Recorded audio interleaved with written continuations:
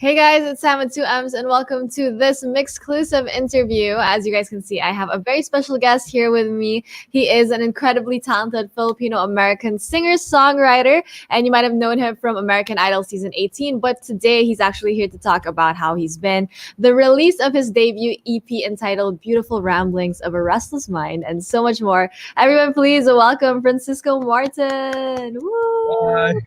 Hi. Thank you for having me. Hi, Sam. Yeah. Hi, Francisco. Thank you for joining us today. How have you been? How's life? Oh, it's pretty good. I mean, doing pretty decently. Thanks for asking. A lot of ups and downs, but pushing through it. How are you?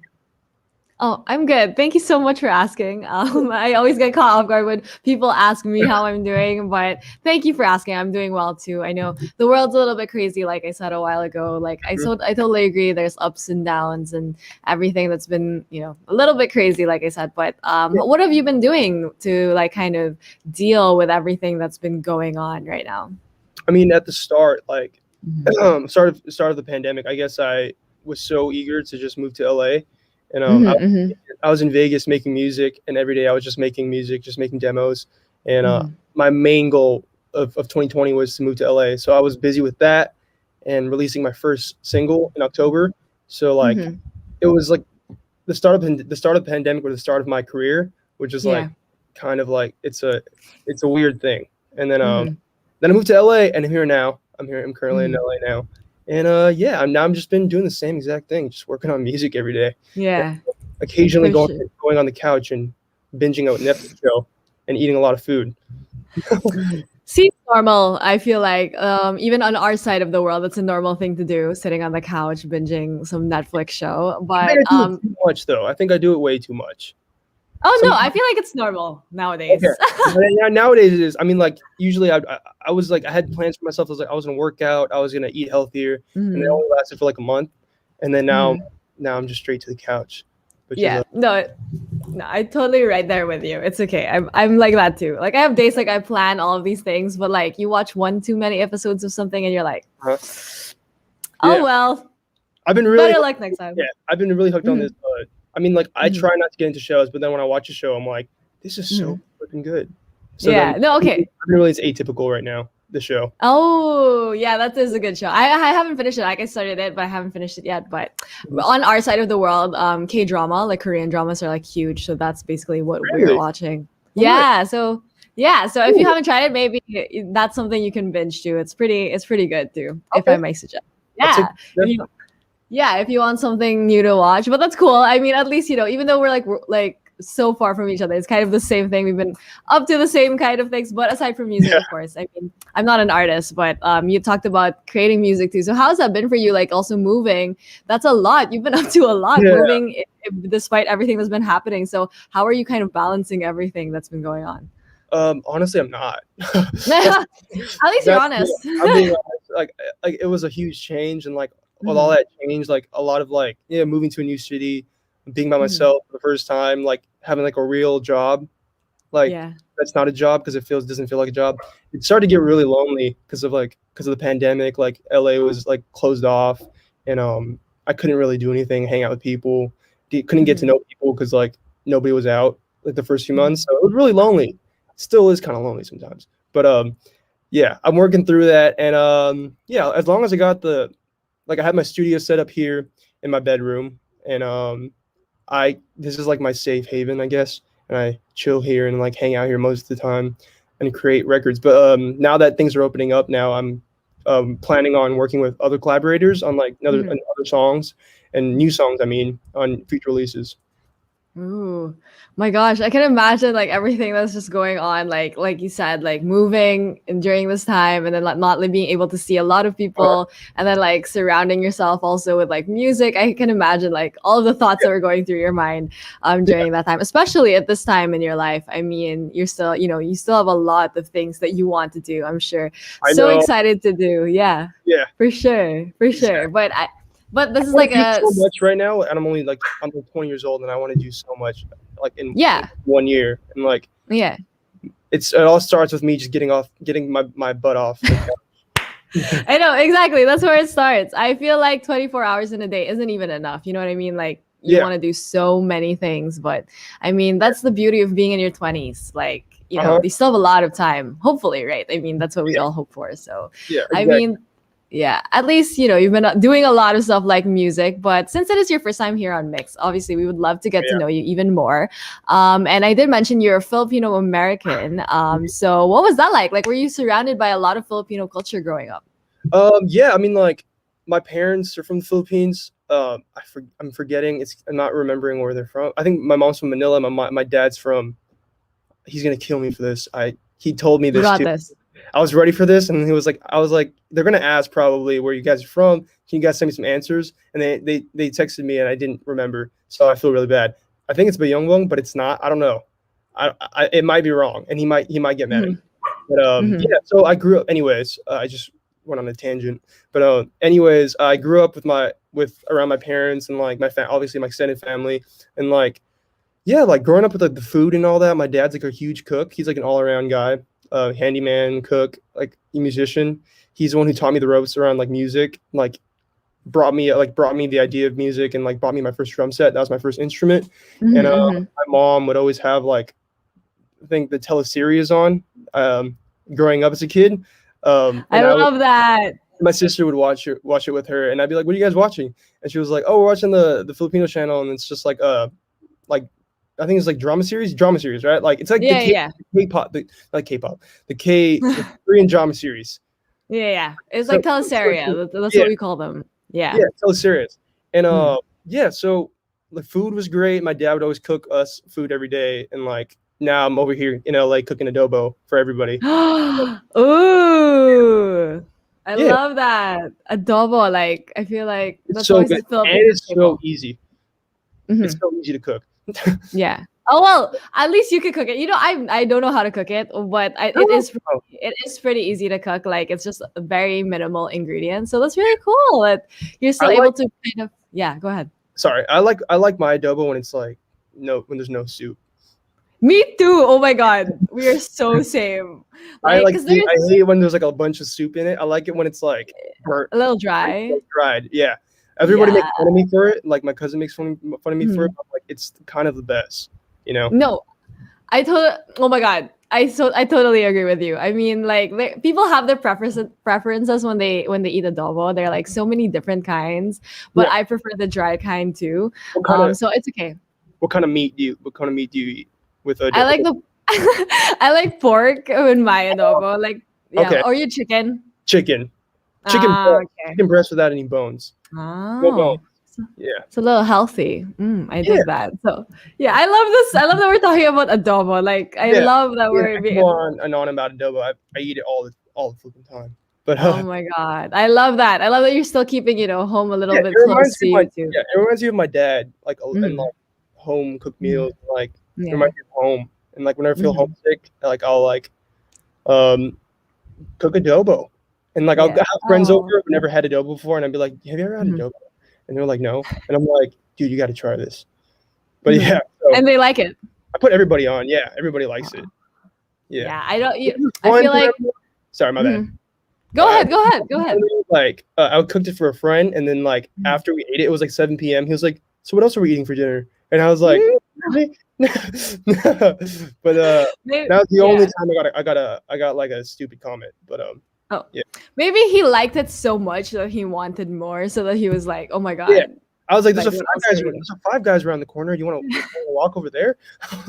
But yeah. Oh my God. I love that. I love that, like adobo is just like connecting people, regardless of race, Oh yeah, exactly. nationality, just Yeah. connects people everywhere. So I I mean, love that. You still keep it close. I Yeah. love it. I love Filipino food. It's Hmm. like I grew up on that. I grew up on Filipino food, like Hmm. every day eating rice. Like Hmm. as Oh a, my God. yeah, rice is like a big thing. Yeah. My mom says that like a dinner isn't a meal like without rice. For sure. Like Yeah, you're certified Filipino because you eat rice with every meal. Like yeah. that's like the standard of Uh, Filipino food, I feel like. But we can't wait to actually like have you over here and you can have like more Filipino food, like just oh to yeah, experience the food I here. love that. Yeah, we would totally love to have you over here. When everything is like okay already and like the world is kind of getting back to where it was or better, going somewhere better. But I do want to talk more about the music too. You mentioned that your dad was or your family was a really big influence when it came to music. I mean, Filipino families love Oh music. yeah, I mean, let's just be honest. karaoke. We love singing. Yes, karaoke. So, like, did you grow up like around karaoke I when you were did. younger? Like, what were the songs that you would sing I at would sing karaoke? Superman by Five for Fighting. That was Cute. the song. My brother's song. He's gonna kill me for this too. My brother's song was Ocean Deep. I think that was the song. But that's how we started actually with the karaoke set. Hmm. Like Hmm. how I started singing. I mean, like Hmm. not for like not like actually like, hey, I'm a singer, like, and I'm singing. Like, Hmm. I'll just sing for funsies. Yeah. And my dad my dad is actually the one who started. He was in a band before, and he was a musician. He played guitar, Hmm. and he prompted me to. He basically kind of encouraged me, but also like it was a forceful encouragement to play to play instruments. And like I never got to play sports as a kid. Like never got Hmm. to really leave the house because my Hmm. parents were like they were like very controlling in a good way. They loved me, Hmm. but they were like they wanted me to like learn so many things like at once. And so I learned the drums and like eventually started a family band with my dad. My dad listened to a lot of Cute. yeah. My Mhm. brother was like my brother was on the train too. He had to play bass. And then Oh. we had to we had to play his favorite like because my dad was really into like rock music back he still Mhm. is, and like we would like take songs and like learn them and like play them together. My mom was really played the piano and she was really into like contemporary adult singer songwriter music, Cute.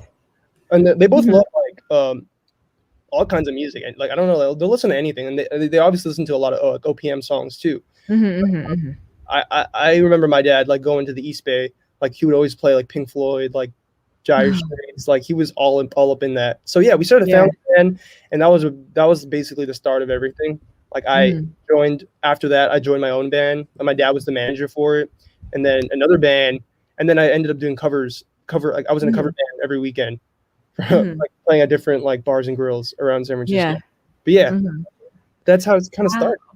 Mhm. Yeah, and I love that it started from your home. Mhm. That's really nice, like really close to you, and you grew up around music too. And I love that you said your parents were controlling in a good way, and they really loved you. That Yeah, sounds like every Filipino parent yeah, ever. I mean, I also know I totally get what you mean. Like they're controlling, but it's because they love you that yeah. they wanna. Yeah, I love how supportive exactly. they were too about like Yeah. music in general and like how Hmm. passionate they were. Like growing up, I had like instruments, so I was kind of Hmm. just surrounded by sound the whole entire time. Like Yeah. and like my dad would always encourage us to play instruments, and I was the one who kind of like all three of us. I have two siblings, and I was Hmm. kind of the one who stuck it through and like kept it as like a hobby. Like Yeah. the rest, like now I'm doing it as a job, and that's like crazy to see. Like yeah, and it's Yeah. my dad's the one that like basically gave this path for me, paved this path for Mhm. me. But yeah, Definitely. Like you said, like you first started out with like, doing it for fun, like the funsies, like you said.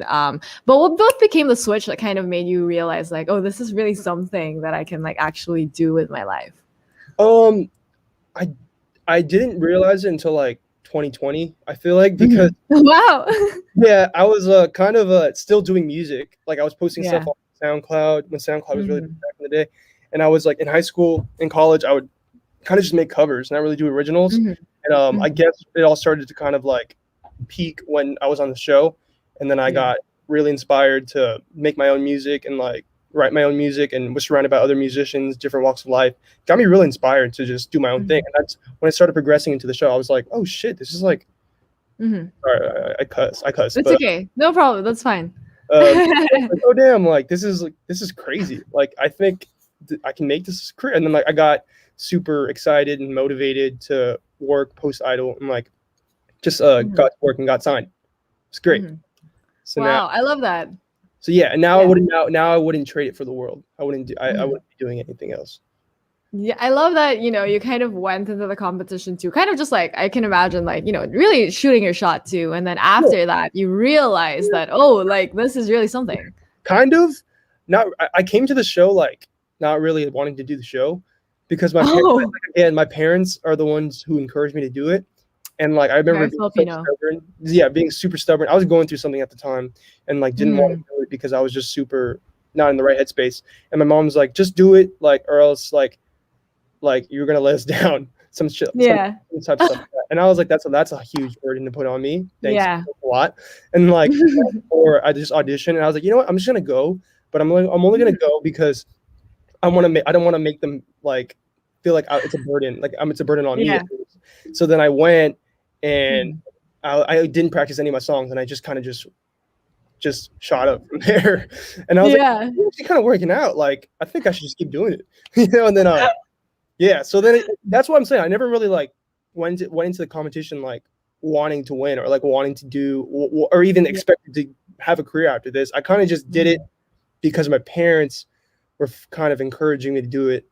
And like they were like kind of holding me, like it was like kind of like gunpoint. They were like, you should do it, or else it's gonna be like you're gonna let us down. So I don't know, but then but honestly it worked out. So like thanks to them, Definitely. I think it definitely worked out for you. I mean, now you kind of like have a clear like picture of like what you want to do, especially now like turning it into a career. So funny how life works, honestly. Like, you didn't want to go, and then now it's like, oh my God, this is what I'm going to do. And you released your debut EP not too long ago too. So that must have been a crazy thing for you. So to everyone watching, Francisco released his EP, which is called Beautiful Ramblings of a Restless Mind, which is a mouthful, but I love that, it's so accurate. I feel like that's also, I mean, how I would describe my thoughts. Wow. But what made you choose to, make your debut EP, like give it this title?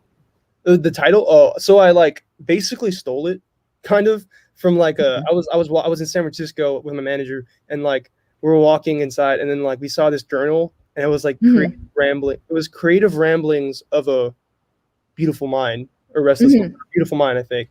And then we took a picture of it, and it was like months before we were deciding to release an EP. And then like when I started the EP, and we're like, hey, we're gonna do an EP, and I was like, okay, cool. Then we were thinking of titles. We thought back to that time in San Francisco, and we were like, oh, what about that book title that was like Creative Ramblings of a Beautiful Mind? And and it was supposed to be like that. Yeah. Like you can't copyright like book titles or anything like that, so it's fine. Yeah. So it's like, and I was like, nah, I think I want to make it like, it makes sense because I'm a rambler, and like a lot of my head just like goes berserk, like thoughts on thoughts, and like I just feel like Beautiful Ramblings of a Restless Mind sounded way more niche for me, and like just more better suiting for me, and that's how it came to be.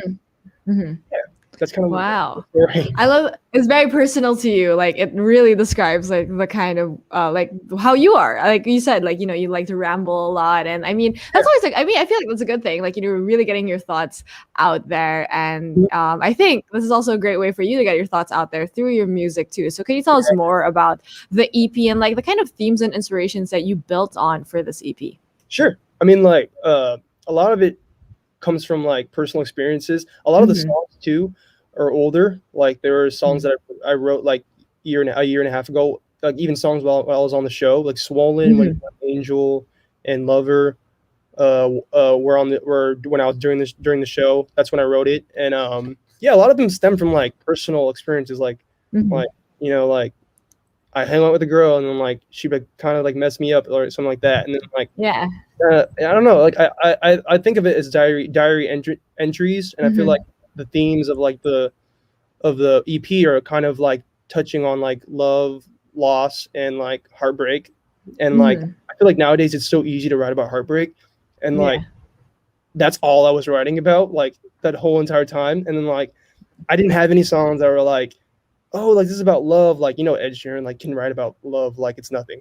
And then like I can't do that. It's harder for me. So then like and I was going through such a tough time while I was making the EP like emotionally, and like I just felt like it was all the songs that I put on there like really resonated with me, and like I wanted to put songs too that resonated with the fans, because a lot of them liked Lover when I performed it on the show, and like When You're an Angel when I posted it on YouTube, and I wanted to kind of like call back and like pay like homage and tribute to the fans that were there when I first released it, when I first played it. Yeah, so that's kind of like what it's about. It's kind of like yearning for something. Yeah.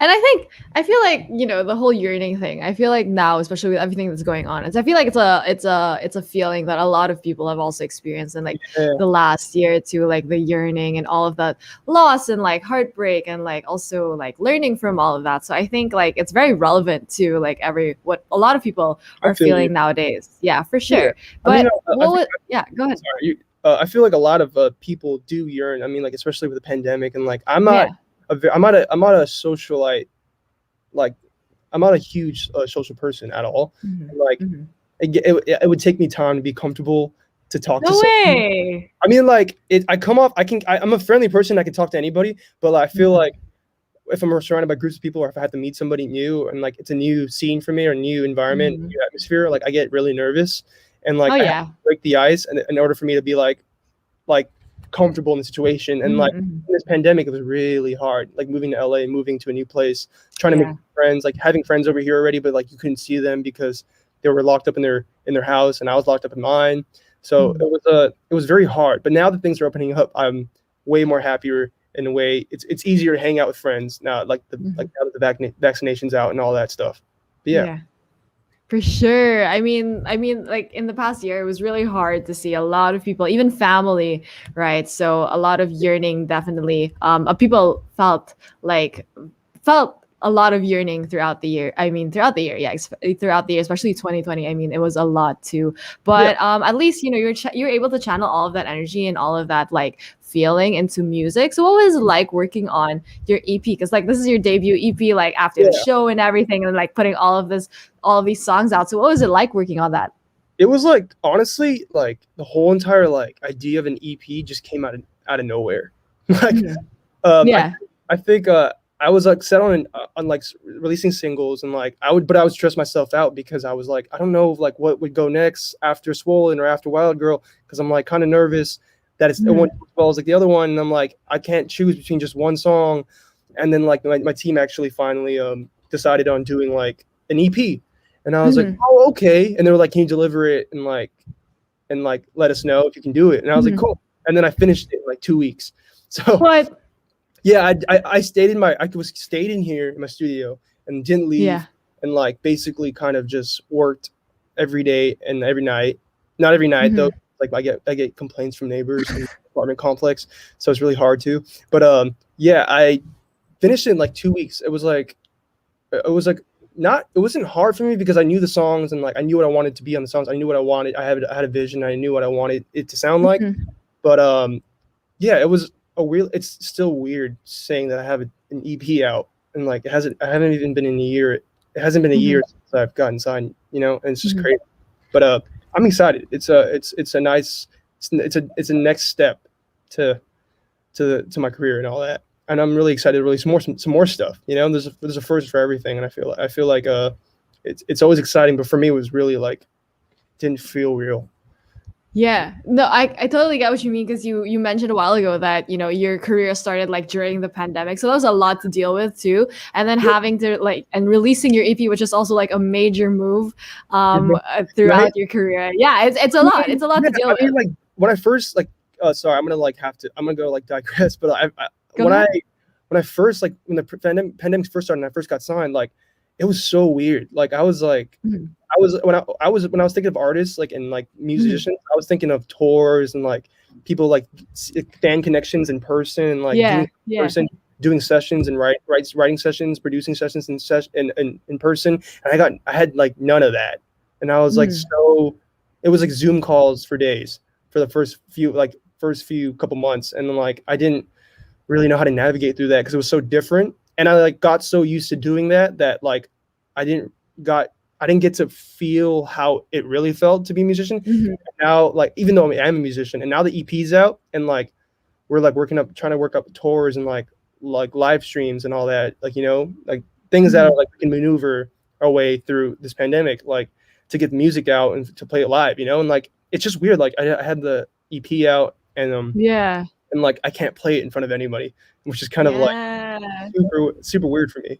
But yeah, which is the crazy thing, because like you could imagine like you said, like having an EP and wanting to play it in front of other people too. But like if maybe also like people are saying like if this pandemic then happened, then like a lot of certain things also wouldn't happen too. Like despite like everything that's been happening, you're still able to put out music, still being able to connect with your fans despite everything that's been happening. I feel like that's still already a win for you. And you know, we're talking about your music too. So I feel like we're all really excited that you put out the EP as well, and hopefully one day, like we said, you'll get to play it here too, and we can't wait for that day. Yeah, we can't wait for you. You know, super exciting. Yeah, that'd be like a homecoming for you. That would be so great. That would be so great. We can't wait. But I also do want to talk about like the songs on the EP. I know there are quite a bunch on the EP. So I know every day, like for an artist, it changes like your favorite song off of the EP. So for today, if you were to choose a favorite song off of your own EP, what would it be? The longest time it was Wild Girl. Like I loved Wild. I just like it's because I spent so much time on it, like, and so much I got stressed out over it. I cried over it a bit. Because I couldn't, like, I deleted the demo of the song on accident. Like, and then okay. And then, what? Like, and then like I got freaked out, and I was like, no, I have no references now, and like I can't utilize the demo stuff now because it's gone. And then like tracked it, I kid you not, like over 30 times in different places. Oh my god. And I still couldn't get it. And then like I almost canceled a lot of the music videos and like stuff we had to film for it. And because I was just so stressed out. And then like and then I finally finished it and got it to where I wanted to be. And like just it's a vibe. It's a vibe. And I like the meaning of the song. It's about women empowerment, like empowering women, empowering people, like humans in general, to like know your worth and like love yourself first, and like be with somebody who loves you for who you are and like loves you unconditionally, and like not to settle for less. So that I love the meaning of the song. And like then it switched to I Try, because I just love, like, it wasn't even for me too, it was for my friend Julia Gargano, and I ended up taking it. She didn't ended up picking it up, so then I ended up taking it, and then for a few weeks I was I Try, and then now it's back to Wild Girl. So yeah, I feel like Wild Girl too has like, I mean, all of the songs are super great, but after you sharing the little tidbit that you deleted the demo, I feel like that adds a little bit more experience to kind of like a different story too behind Wild Girl, just more meaning too, because it's like, oh my god, you went through all of these things, you like deleted the demo, but now it's here and a lot of people it was like 3 months for me to finish it, I think. Oh my god. Like, it wasn't even because of the production, it was because of the vocals, and I like ended up getting like some type of like vocal strain because of how much I was singing it and how hard I was pushing my voice. And then one night I did it, and I was like sent it to my team, and I was like, I finally got it.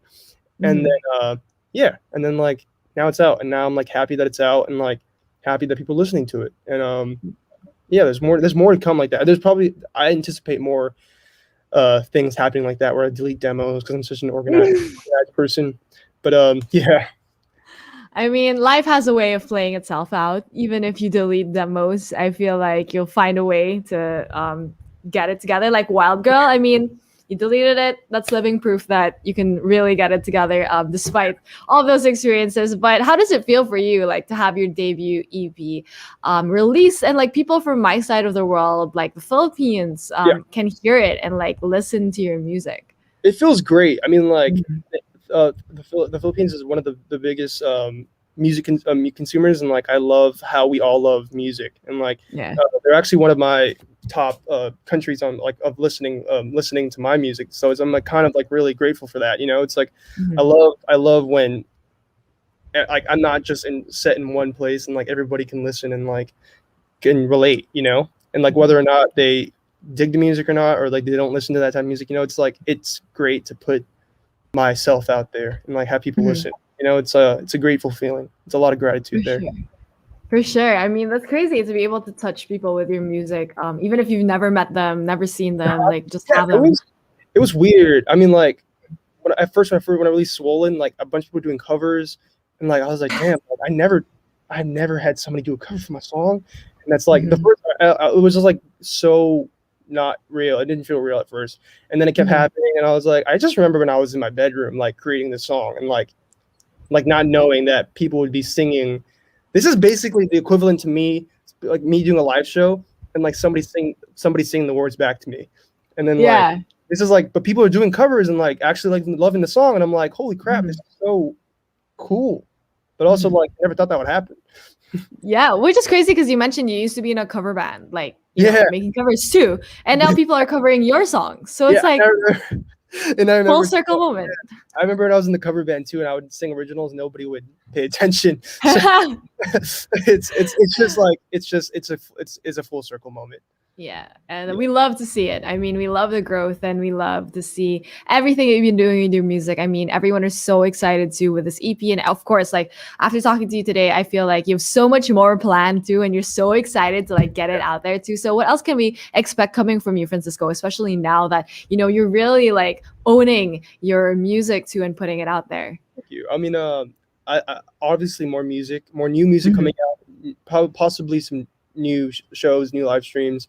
And yeah, I mean, I've been here in the studio. Like I visited my brother for a couple of days and then came back, and I've just been in the studio nonstop working on new demos and just trying to hone it into what I want the next EP to sound like, I guess. And yeah, so just look forward to that.